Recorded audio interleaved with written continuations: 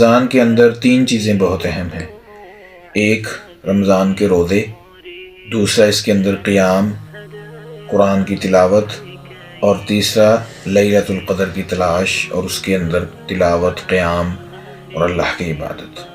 رسول اللہ صلی اللہ علیہ وسلم نے فرمایا من صام رمضان ایمانا واحتسابا غفر له ما تقدم من ذنبہ، جس نے رمضان کے روزے ایمان کی حالت میں ثواب کی نیت سے رکھے اس کے اللہ تعالیٰ سارے پچھلے گناہ معاف فرما دیتے ہیں۔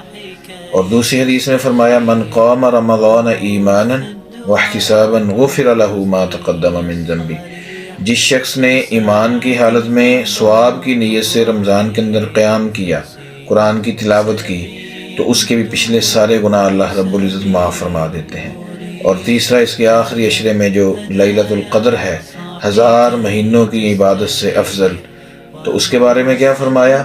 من قام لیلۃ القدر ایمانا واحتسابا غفر له ما تقدم من ذنبہ، جس نے لیلۃ القدر کے اندر قیام کیا ایمان کی حالت میں ثواب کی نیت سے، اس کے بھی اللہ رب العزت پچھلے سارے گناہ معاف فرما دیتے ہیں۔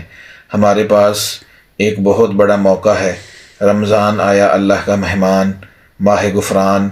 ہم اللہ رب العزت کی عبادت کریں، قیام کریں، دن کو روزہ رکھیں، ثواب کی نیت رکھیں اور لیلۃ القدر